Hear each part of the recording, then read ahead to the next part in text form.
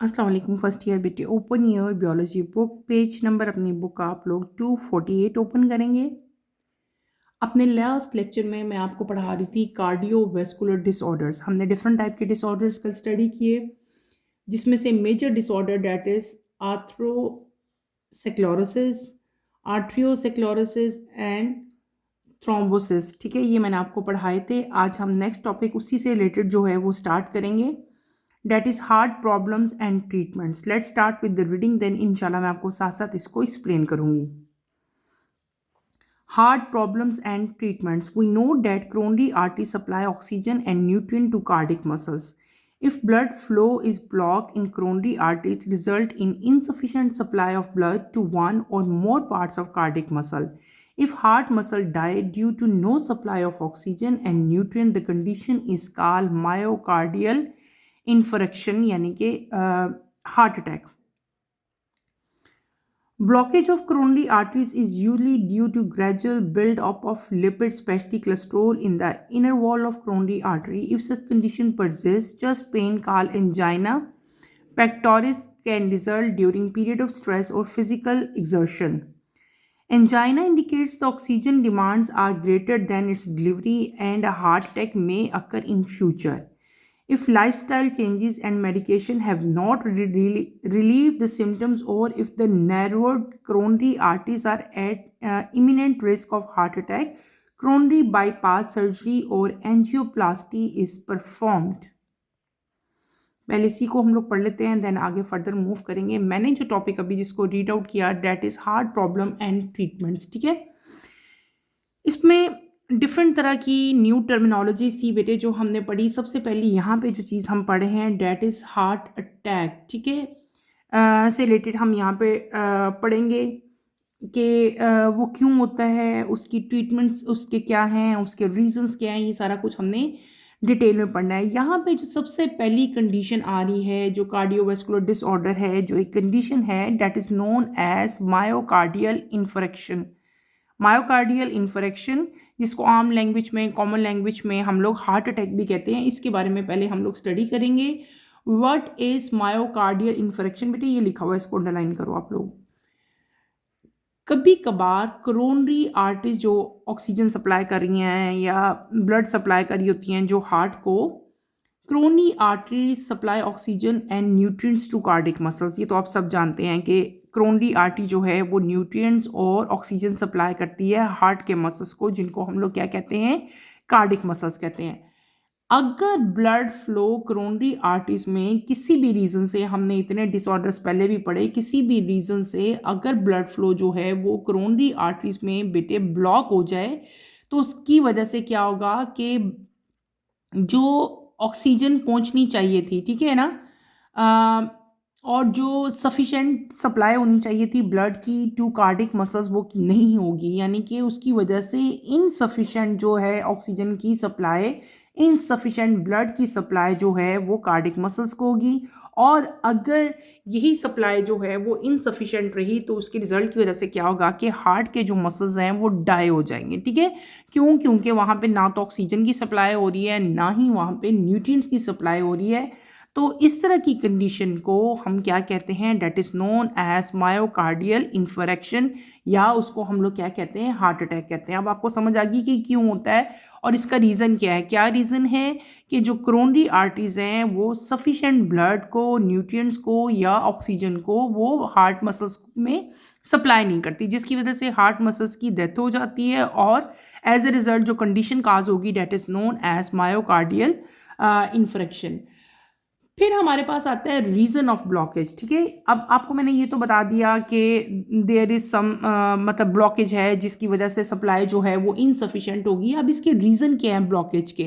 There are many reasons. इस coronary arteries की blockage के बेटे बहुत सारे रीजंस हैं, और ये एकदम नहीं है कि ये रातों रात ही जो है ये ब्लॉक होगी, ख़त्म होगी, बल्कि ये ग्रेजुअली बिल्डअप होता है। स्पेशली लिपिड जो हैं वो कोरोनरी आर्टरीज के अंदर जो है ग्रेजुअली, स्लोली जो है वो उनकी एक लेयर बनना शुरू हो जाती है, और लिपिड्स की लेयर ज़्यादातर बनती है। और कॉमन एग्जांपल यहाँ पे जो है वो किसकी है, कोलेस्ट्रॉल की है। कोलेस्ट्रॉल जो है वो कोरोनरी आर्टरीज की इनर वॉल में जो है वो बिल्डअप होना शुरू हो जाता है, और अगर ये कंटिन्यू इसी तरह रहे तो आपको चेस्ट में जो है मतलब एक कंडीशन परसिस्ट करती है, एक मतलब कंटिन्यूसली एक पेन रहती है, आपको चेस्ट में पेन होती है, उस पेन को हम लोग क्या कहते हैं, एंजाइना कहते हैं। अक्सर आपने सुना होगा कि इसको एंजाइना का पेन हुआ है या इसको एंजाइना का अटैक हुआ है। तो बेसिकली वो यही है कि अगर कोरोनरी आर्टरीज ब्लॉक हो जाएं due to gradual build up of lipid specially cholesterol, तो जो इस कोलेस्ट्रोल की बिल्डअप से जो इनर वॉल में हो रही है, क्या होता है कि चेस्ट में शदीद पेन होती है और ये पेन परसिस्ट करती है। ठीक है, एक दिन हो रही है, दूसरे दिन, तीसरे दिन हो रही है, और उसकी वजह से वो इतनी स्वेयर पेन होगी, that is known as angina pectoris. और इसकी वजह से जो है पीरियड ऑफ मतलब स्ट्रेस होता है, फिजिकल एग्जर्शन होती है, एंजाइना कहते हैं इसको हम लोग आम लैंग्वेज में। और एंजाइना जो है बेसिकली बेटे ये पार्शियल ब्लॉकेज है ना, एक ब्लॉकेज जब आ गई, स्टार्ट होगी, तो उसको हमने जो कंडीशन है उसको हमने क्या नाम दिया, एंजाइना पेक्टोरिस का नाम दिया। एंजाइना जो है ये एक वार्निंग साइन है, एक समझो वार्निंग है। आप लोगों को अक्सर स्कूल में या जब आपके पेपर्स होने लगते हैं आपको भी अक्सर वार्निंग्स मिलती हैं कि अगर आपके इस नंबर से कम नंबर हो गए तो आप जो है वो अगली क्लास में नहीं जाओगे, या आपका जो है वो रिज़ल्ट जो है वो नहीं जाएगा। तो वो एक वार्निंग आपको दी जा रही होती है स्कूल की तरफ से कि आप जो है वो अपनी स्टडीज़ पे फोकस करें और अपने नंबर अच्छे लें। सेम इसी तरह ये भी हमारी बॉडी के लिए एक वार्निंग है कि बॉडी को एक वार्निंग मिल जाती है, एक वार्निंग साइन दिया जाता है कि ये जो पेन हो रही है डेट इज़ एंजाइना। और इसका क्या मतलब, इसकी रीज़न क्या है कि ऑक्सीजन की डिमांड जो हार्ट को है वो क्या है, ग्रेटर है, लेकिन जो ऑक्सीजन हार्ट को सप्लाई हो रही है वो क्या है, वो कम है। यानी कि इसकी वजह से एंजाइना जो है वो एक वार्निंग साइन है कि अगर इन तमाम कंडीशंस को ठीक ना गया तो फ्यूचर में क्या होगा, फ्यूचर में हार्ट अटैक हो सकता है। ठीक है, क्लियर हो गया। और फिर आपका आता है कि इसी तरह बहुत सारे और हमारे पास रीज़न आते हैं कि हम इस चीज़ को किस तरह से सिक्योर कर सकते हैं, किस चीज़ से किस तरह से हम इसको ठीक कर सकते हैं, कैसे कर सकते हैं। हमें अपना लाइफस्टाइल जो है चेंज करना पड़ेगा, आपको एक्सरसाइज की तरफ मूव करना पड़ता है, वॉक करनी पड़ेगी, इसके अलावा आपको मेडिकेशन जो है वो स्टार्ट करनी पड़ती है। आप अपने सिम्टम्स डॉक्टर को बताते हैं और डॉक्टर जो है आपको डिफरेंट टाइप्स की मेडिसिन जो है वो प्रिस्क्राइब करेगा, जिससे आपकी कोरोनरी आर्टरीज जो नैरो हो चुकी हैं वो उनको जो है ख़त्म किया जाएगा। ठीक है, कोलेस्ट्रॉल का लेवल जो है वो कम होगा और जो रिस्क था हार्ट अटैक का उसको जो है मिनिमाइज़ किया जाएगा। और इन केस कि ये मेडिकेशन से जो कोरोनरी आर्टरीज जो जिनकी नैरो इतनी हो चुकी हैं वो कम नहीं हो सकती, तो उस केस में अगर हार्ट अटैक हो जाता है इन केस, तो उस केस में क्या होता है कि आपका बाईपास सर्जरी होती है। और या फिर अगर तो कंडीशन बहुत ज़्यादा वर्सन हो जाती है ना, बिल्कुल ही आर्टरीज आपकी ब्लॉक हो जाती हैं, देन तो आपका क्या करना पड़ता है, बाईपास करना पड़ता है। लेकिन कभी कभार ऐसे भी होता है कि आर्टरीज जो हैं बेटे वो ब्लॉक नहीं होती बल्कि वो बहुत ज़्यादा नैरो हो जाती हैं। तो इस केस में जो कंडीशन मतलब जो परफॉर्म किया जाएगा पूरा एक जिस तरह बाईपास होता है ना, बिल्कुल इसी तरह एक छोटा सा एक समझो एक प्रोसीजर होता है बेटे, that is known as angioplasty. तो एंजियोप्लास्टी जो है वो परफॉर्म की जाती है। एंजियोप्लास्टी से भी आपके जो नैरो आर्टरीज होती हैं उनको जो है वो वाइडन किया जाता है। क्लियर हो गया। हमने क्या पढ़ लिया, हमने पढ़ा हार्ट प्रॉब्लम्स एंड ट्रीटमेंट्स में हमने मायोकार्डियल इन्फेक्शन पढ़ लिया कि मायोकार्डियल इन्फेक्शन मैंने आपको क्या बता दिया कि कोरोनरी आर्टरीज ऑक्सीजन और न्यूट्रिएंट्स कार्डियक मसल को सप्लाई करती हैं। अगर ब्लड फ्लो जो है वो कोरोनरी आर्टरी में ब्लॉक हो जाए तो उसकी वजह से इनसफिशिएंट जो है ब्लड की सप्लाई होगी टूवर्ड कार्डिक मसल्स। ठीक है, और जब कार्डिक मसल्स को इनसफिशिएंट सप्लाई होती है ऑक्सीजन की या न्यूट्रिएंट्स की, तो इस कंडीशन को हम लोग क्या कहते थे, मायोकार्डियल इन्फेक्शन यानी कि हार्ट अटैक कहते थे। दूसरी चीज़ मैंने आपको बताई थी कि इस ब्लॉकेज का रीज़न क्या है। रीज़न में मैंने आपको क्या बताया था कि कोरोनरी आर्टरीज यूजुअली जो है ग्रेजुअली बिल्डअप हो जाता है उनके अंदर लिपिड स्पेशली कोलेस्ट्रोल, और वो inner wall of coronary artery के अंदर अकामुलेशन उसकी जो है वो स्टार्ट हो जाती है। जब ये ब्लॉकेज पार्शियल ब्लॉकेज अकर होती है यहाँ पे, तो स्वेयर चेस्ट पेन होती है ड्यूरिंग स्ट्रेस, और इस जो चेस्ट पेन हो रही होती है, इस पेन को क्या कहते हैं बेटे? एंजाइना पेक्टोरिस कहते हैं। ये भी आपके बुक में इसका नाम लिखा हुआ है। और एंजाइना जो है बेटे, this is a warning sign that oxygen demand of the heart is greater than the supply. और एंजाइना की वजह से हार्ट अटैक का रिस्क जो है वो क्या हो जाता है? इंक्रीज हो जाता है। क्लियर हो गया?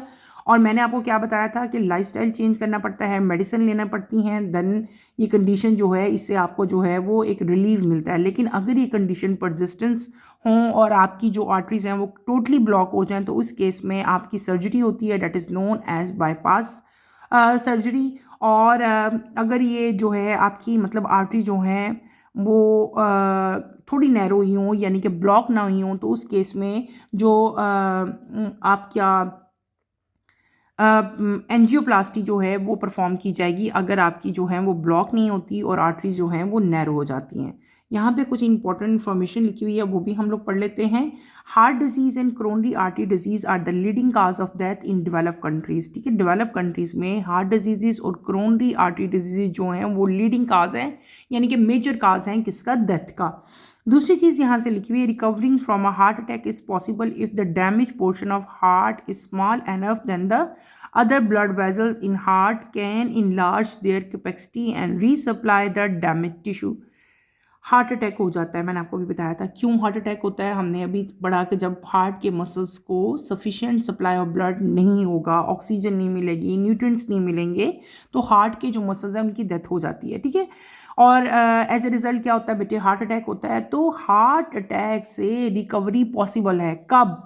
जब हार्ट का जो डैमेज पोर्शन है वो बहुत कम हो। ठीक है ना, अगर तो डैमेज पोर्शन जो है वो बहुत ज़्यादा हो तब तो इम्पॉसिबल है कि कोई भी पेशेंट जो है उसे रिकवर करे। लेकिन अगर डैमेज पोर्शन हार्ट का जो है वो बहुत कम हो, then other blood vessels in the heart, तो दोबारा से रीसप्लाई जो है वो डैमेज टिश्यूज़ को ब्लड की और न्यूट्रिएंट्स की होती है और हार्ट अटैक से जो है रिकवरी पॉसिबल हो जाती है। नेक्स्ट लिखा हुआ है, द ओपन और beating heart surgery is done when heart is still beating.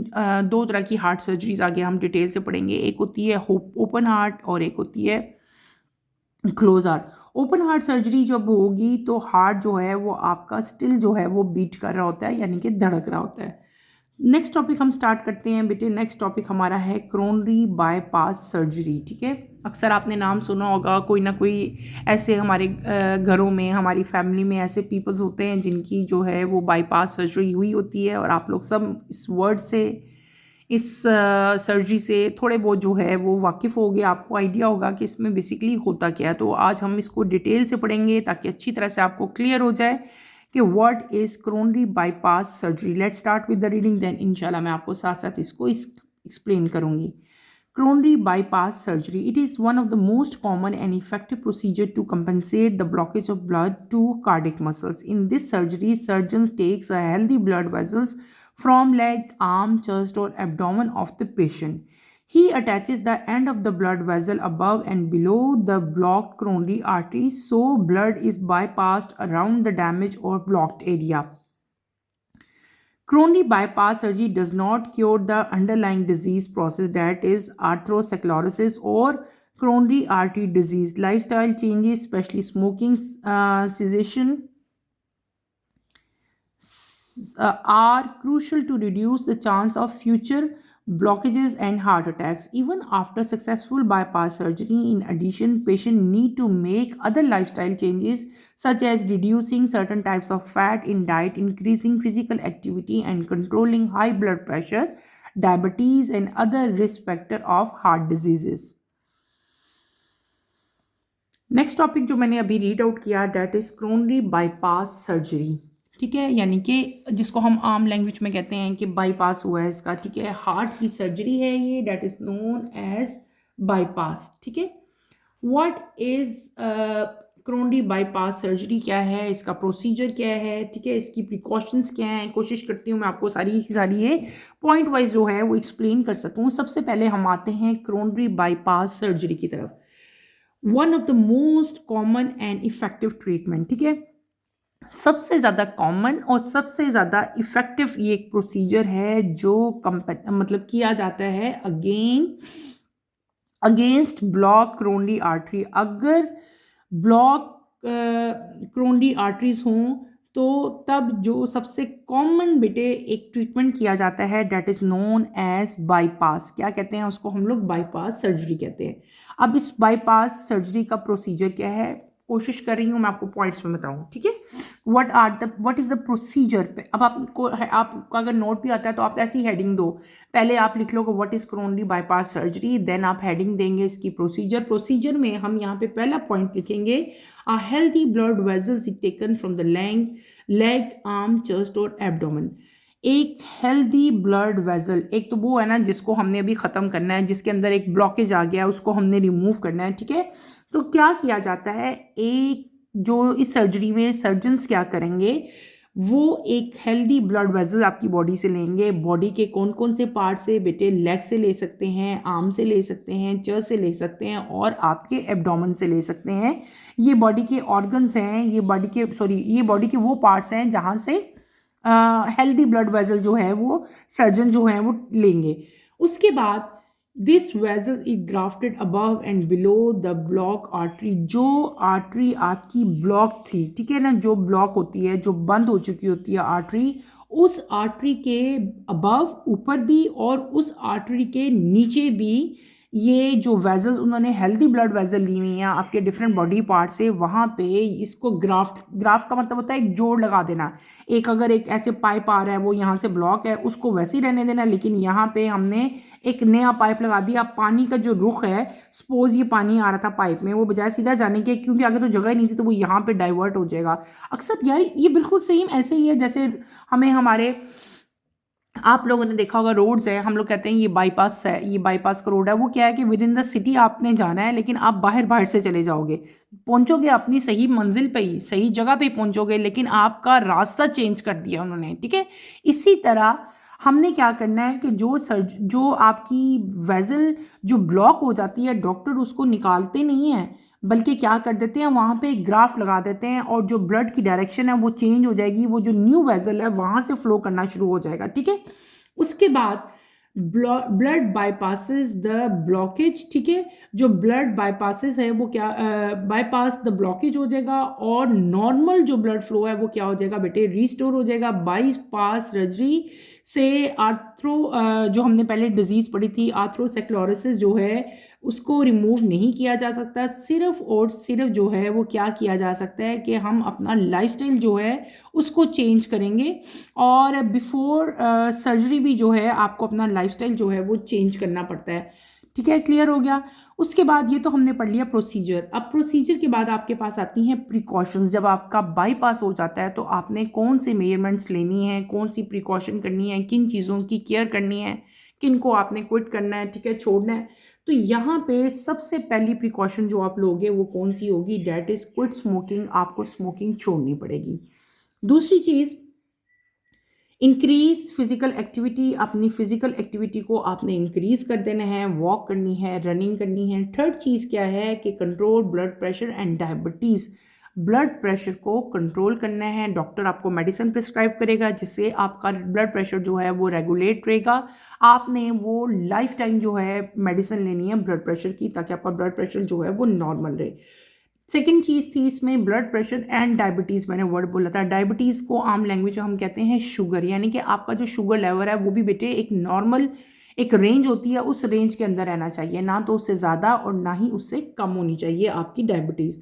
और उसके बाद क्या था, जो लास्ट प्रिकॉशन हमारी आती है, मेंटेन है हेल्दी वेट एंड डाइट। आपने अपने वेट को जो है वो कंट्रोल करना है, ओवर वेट नहीं होना, और इसी तरह आपका वेट बहुत कम भी नहीं होना चाहिए। आपने एक अच्छी डाइट लेनी है, ऐसी डाइट जिसमें फैट्स कम हों, ठीक है, और अच्छी डाइट लोगे जिसमें फैट्स कम हों, कार्बोहाइड्रेट्स कम हों, ठीक है, मिनरल ज़्यादा हों।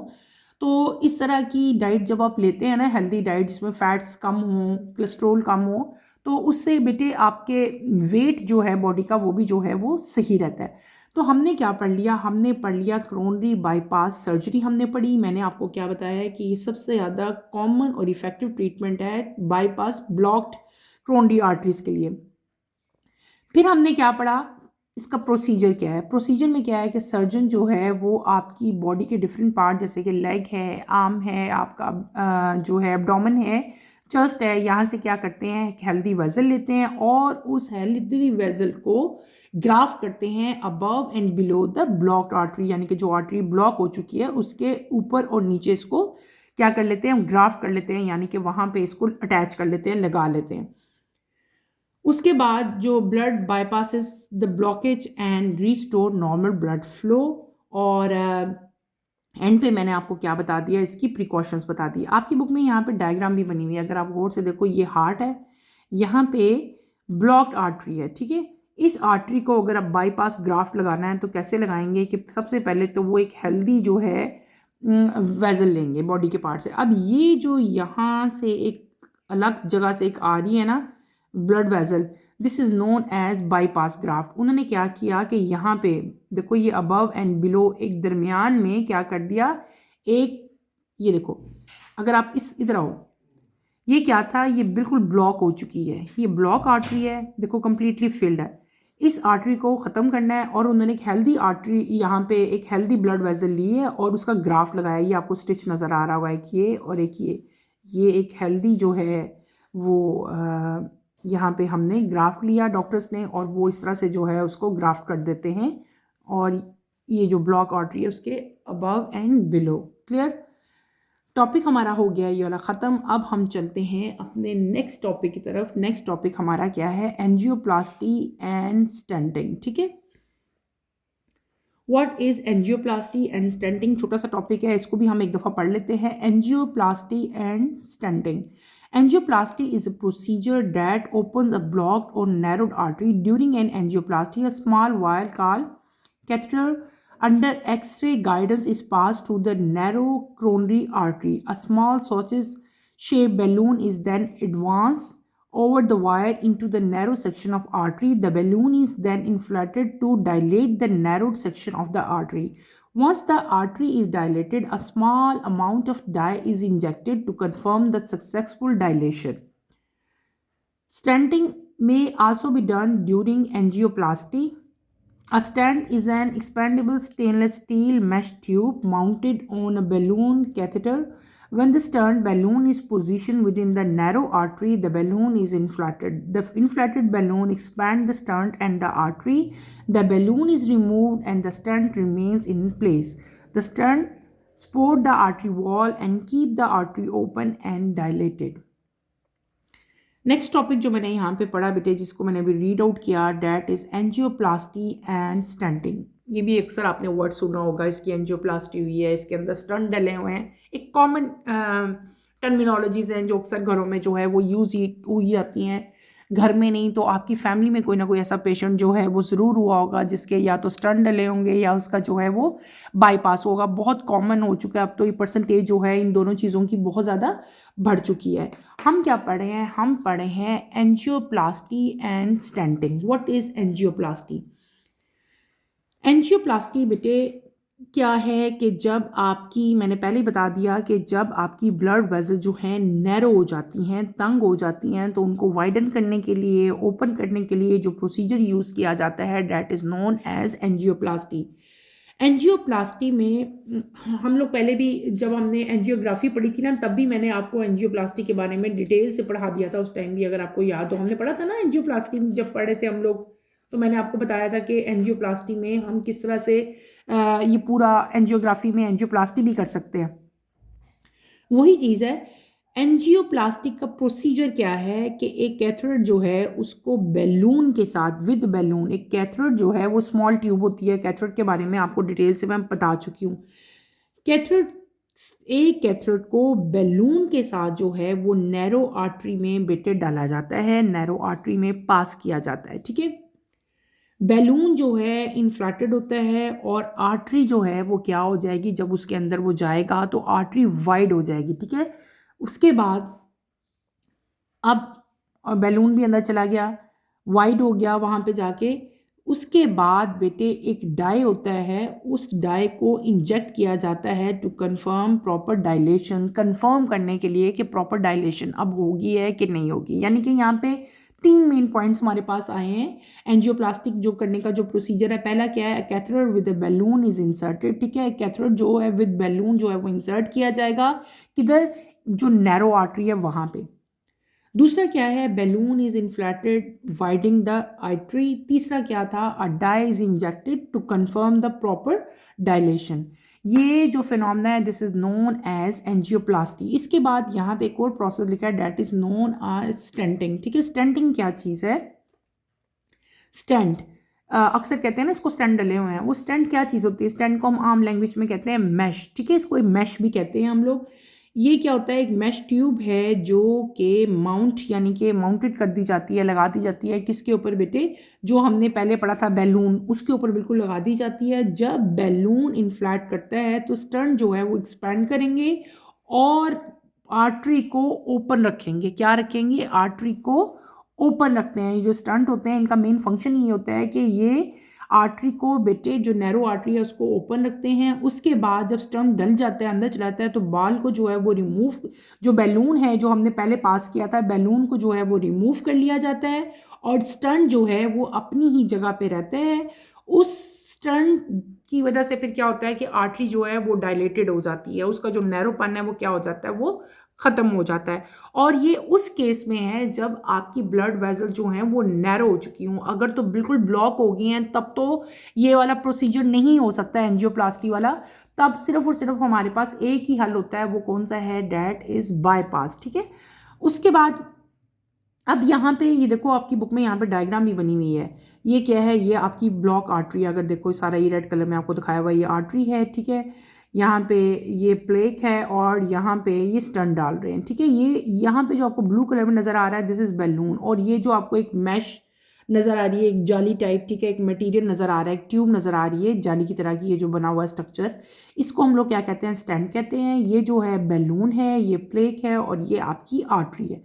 अब बैलून देखो जब अंदर गया, आर्टरी के अंदर गया, तो ये बैलून का देखो इसका जो वॉल्यूम था वो इंक्रीज हो गया, यानी कि इन्फ्लेटेड हो गया बैलून, जिसकी वजह से जब बैलून इन्फ्लेटेड होता है तो स्टंट जो है वो एक्सपैंड करते हैं। पहले स्टंट इस तरह का था, ठीक है, अब स्टंट क्या हो गया, एक्सपैंड हो गया। जब वो एक्सपैंड हो गया तो अब आप गौर करो कि आपकी आर्टरी जो है वो, अब उसका नैरोपन जो था, जो उसका तंग था, आर्टरी जो थी अब वो खुल गई है, अब डायलेटेड हो गई है, अब वाइडन हो गई है आर्टरी अंदर से, पहले इतनी सी थी। ठीक है, ये आपको नज़र आ रहा था येलो पोर्शन, अब वो नज़र नहीं आ रहा। आर्टरी आपकी देखो बड़ी हो गई है, अंदर से वाइड हो गई है। उसके बाद जब इस तरह से हो जाता है तो इस बैलून को यहाँ से रिमूव कर लिया जाता है। ठीक है, और ये जो स्टंट है ये अंदर ही रहता है। ठीक है, और स्टंट का मेन काम क्या होता है कि इसको इधर ही लीव कर देते हैं, इधर ही छोड़ देते हैं, बैलून को रिमूव कर लेंगे और स्टंट जो है वो इसी प्लेस पे रहेगा ताकि आर्टरी जो है वो डायलेटेड ही रहे, आर्टरी जो है वो खुली ही रहे। ठीक है, और ये डिपेंड करता है, डॉक्टर्स ही ये प्रोसीजर करते हैं और डॉक्टर ही बेसिकली सही बता सकते हैं कि कितने स्टंट डलने हैं और कौन सी आर्टरी में जो है वो डलेंगे। ठीक है, एक भी डलते हैं, बाजू का दो भी, बाजू का तीन भी पेशेंट में जो है वो स्टंट डल सकते हैं। और ये तभी पॉसिबल है जब आर्टरी के अंदर एक कोई ना कोई जो है नैरो आर्टरी हो जाए कहीं से, तब। अगर तो ये बिल्कुल ब्लॉक हो गई है तब ये प्रोसीजर हो ही नहीं सकता, तब सिर्फ और सिर्फ क्या होता है, बाईपास सर्जरी होती है, यानी कि ब्लड वेसल्स के ग्राफ्ट लगाए जाते हैं। ये हमने अपना टॉपिक कंप्लीट कर लिया। आज के टॉपिक में बेटे मैंने आपको हार्ट प्रॉब्लम्स और उनकी ट्रीटमेंट्स बताई। हमने पढ़ा मायोकार्डियल इन्फेक्शन, फिर हमने पढ़ा एंजाइना, देन हमने पढ़ा क्रोनरी बाईपास सर्जरी, कि क्रोनरी बाईपास सर्जरी क्या होती है। ठीक है, वो मैंने आपको पढ़ाई। और उसके बाद हमने क्या पढ़ा, एंजियोप्लास्टी एंड स्टेंटिंग जो है इसको हम लोगों ने डिटेल से बेटे स्टडी किया। ठीक है, अगर आप लोगों को याद हो तो मैंने आप लोगों को एंजियोग्राफ पढ़ाया था ना। एंजियोग्राफ क्या था कि एक्सरे एग्जामिनेशन था ब्लड वेसल्स का और चैम्बर ऑफ हार्ट्स का। जब एंजियोग्राफी की जाती है तो बाज़ औक़ात ड्यूरिंग एंजियोग्राफी जब प्रोसीजर किया जाता है तो उसी प्रोसीजर के साथ ही एंजियोप्लास्टी भी कर दी जाती है। ठीक है ना, ऐसे भी हो जाता है बाज़ औक़ात, अलग से एंजियोप्लास्टी नहीं करते, बल्कि जब एंजियोग्राफी कर रहे होते हैं तब भी डॉक्टर जो है वो साथ ही एंजियोप्लास्टी जो है वो भी बेटे कर देते हैं। तो हमने एंजियोप्लास्टी को डिटेल से पढ़ा और देन हमने स्टेंटिंग का प्रोसीजर, एंजियोप्लास्टी का प्रोसीजर क्या था वो मैंने आपको बताया, स्टेंटिंग का प्रोसीजर क्या है वो भी मैंने आपको बताया, और हमने इसकी जो डायग्राम्स आपकी बुक में बनी हुई थी उनको भी देखा और उनको भी मैंने आपको एक्सप्लेन किया।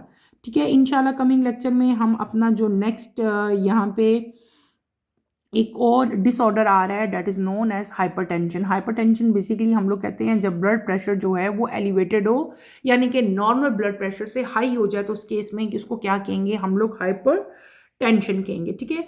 तो इंशाल्लाह कमिंग लेक्चर में मैं आपको हाइपर टेंशन जो है उसको डिटेल से पढ़ाऊंगी। कमिंग लेक्चर की नोटिफिकेशन के लिए आप चैनल को शेयर करें, लाइक करें और सब्सक्राइब करें। और इंशाल्लाह कमिंग लेक्चर में इसको हम लोग स्टार्ट करेंगे। यहीं पे अपना टॉपिक बेटे मैं ख़त्म करूंगी। नेक्स्ट लेक्चर में आपसे दोबारा मुलाकात होगी। टिल देन अल्लाह हाफिज़। फर्स्ट ईयर टेक केयर बेटे, अपना ख्याल रखिएगा। अल्लाह हाफिज़।